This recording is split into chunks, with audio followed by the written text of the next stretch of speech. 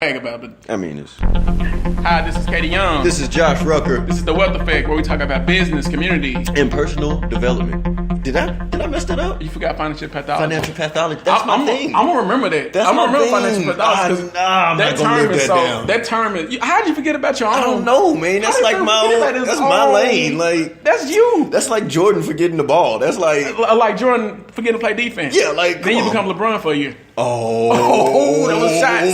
That was shots. Jordan versus LeBron. Oh my God! Hey, have you seen his jersey? LeBron's? Yeah, for the Lakers. I like it. Man, I ain't want to get into that because I'm a Kobe fan. Yeah, I'm a Kobe fan. But so it's real hard for me to see LeBron on the Lakers.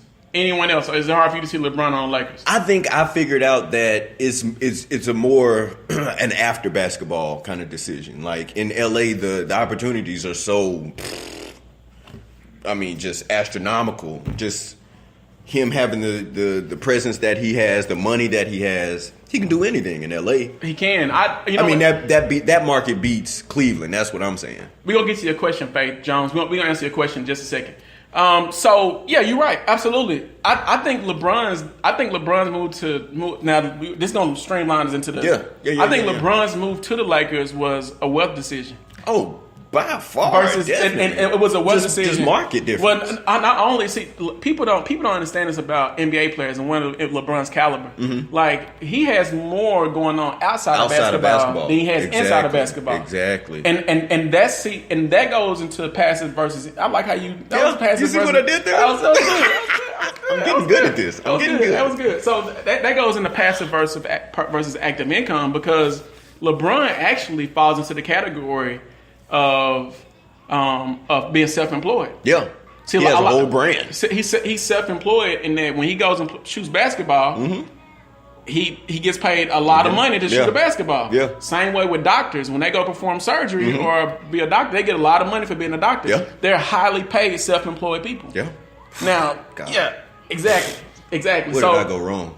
I don't know. I don't know. Where did you go wrong? Yeah, I should have been taller. Yeah, but you can't make yourself get height. I think I chose to be short. I think I got the short end of the stick. Yeah, but is your dad short? No, he's like 6'2". Your mom? That ain't like.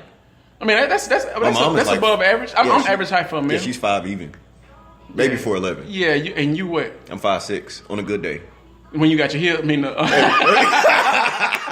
had to tell you, you got me earlier. But okay, back to LeBron. Yeah. So the wealth indicator today is simply simple. It's a simple number.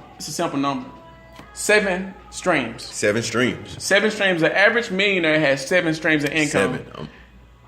7 I'm streams. Working on my 7. 7 streams. Yeah. I got about 2 or 3 maybe. Yeah. But they coming in. And so mm-hmm. what I like to tell people is this, and this goes to. Let's use basketball players as an example. Yeah, totally. Let's look at these 2 different basketball players mm-hmm. and look at how one of them had a passive income strategy to build wealth. Because Faith's question, we got people on here. Faith's question was, mm-hmm. let me go back to so I can answer this question real quick. What's up, Kelsey? Faith's question was simply, are y'all saying a person has wealth due to money, or how do you define wealth? So her question is, are y'all saying that wealth has to do with money, mm-hmm. and how you all define wealth? Yeah. Great question. I don't see wealth. Now, money is part of the equation, mm-hmm. but it's more time. See, that's the key. You have to have both. You have to have both. Freedom. Wealth is about freedom and time. Mm-hmm. You could literally take someone who makes $100,000 a year, and they can be extremely wealthy. They be broke. They could be extremely wealthy, and someone who makes $1 million a year and they're completely broke. Oh yeah. Oh okay. Yeah. I see. You see what I'm saying? Like that's the Faith. What we're saying essentially is that it has to do with money, time, and freedom. Mm-hmm. Those 3 to me, those 3 components make up the wealth equation, and then generational. You get the generational Can you pass wealth. that down? Yeah. I look at that. I think it's like the legacy equation. Yeah. So that's cool. That's cool. You got something you want to add? No. That really kind of equates what wealth is. To me. Right. And I guess that is relative because you can get somebody that's making, $30,000 a year, $18,000 a year. Yeah, and they be perfectly fine. To them, wealthy. They're wealthy. They have everything that their hearts desire, and so no, money isn't the center point of all wealth. It is. I think time is like when you add time to that equation. That really, I can get up in the morning and like decide not to do anything, but still make money. I think that's wealth. I think that's wealth. You have it right, but this is the thing, though, Josh. This is where the sneaking comes in because this is where most people don't get it. Yep. This is why a lot of people don't get it. Most people don't get it because they are looking for their jobs to provide wealth. Oh yeah, and I don't know. And that's. Like what you did there, you've segued perfectly into financial pathology. I have intentionally. Yeah, because if you're always thinking like an employee, you will always be an employee. Absolutely. Meaning you will always be making linear income. Okay. So we're gonna break down later linear versus passive income. But I always like to look at mindset and financial pathology as well. Yeah. I feel like sometimes this is. The employee mindset, let me say this now, nothing wrong with working a job. Nothing at all. I always say that and I always want people to feel that. But here's the thing. An employee mindset sometimes settles for what someone gives them. You see, for instance, if I am going into a situation and I'm looking at what can you give me, I'm not looking at what can I help give myself. Right. So the discussion kind of doesn't go along the lines of what's in it for me. It goes into what's in it for you only. What's in it for you. Or what's in it for the employer only. And they telling me what I need versus me, Right. Well, we'll give you $30,000 a 401k and 2 weeks off. And you're like, okay. Yeah, that's fine. That's cool. Yeah. That's cool. But if you're going with the what's called a ownership mentality. Ownership. It don't have to be business. It don't have to be business on it. It has to be an ownership mentality where you own your life. You own your time. You own your time. So you know how important it is for you to make sure that you can go and negotiate how much you're gonna make. A lot of people don't negotiate how much they make. Man, the first time I negotiated the stipulations for a relationship that I had with a company, that was the most gratifying situation that I had been in, I know, in 10 years. I know. I see. Just because I understood leverage.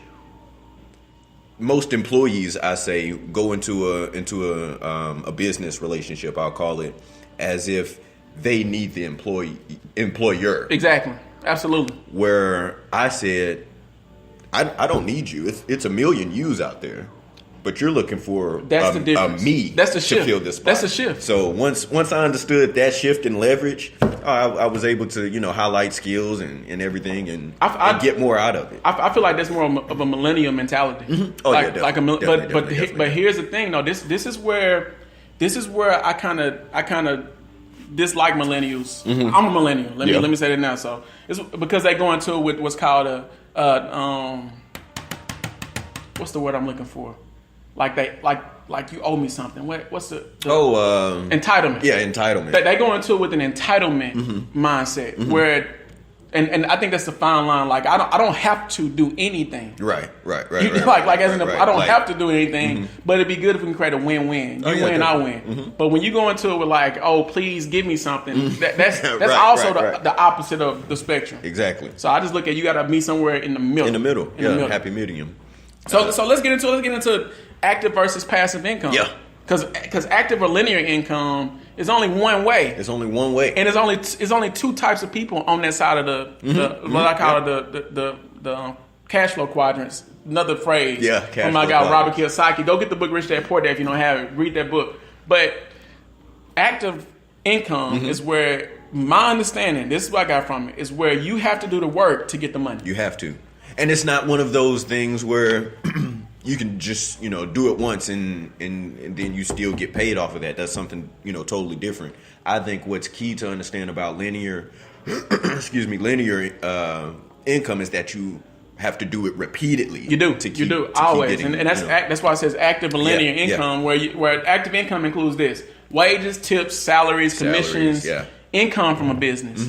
So what that really, where there's material participation, and where you have to be there. That's just a big word for you got to be there. You got to be there. You got to run a show. Yeah. An example of that, like that type of person, are doctors, lawyers, What's another one? What's another one where like consultants, CEOs, consultants, got to be there, consultants, financial planners. Yeah. Well, no. Financial planners can get passive income. Let me go back. Financial planners. They can. They can. They have an option to do that. So most of the jobs where they're highly paid employees, and they just don't appear that way because. Right.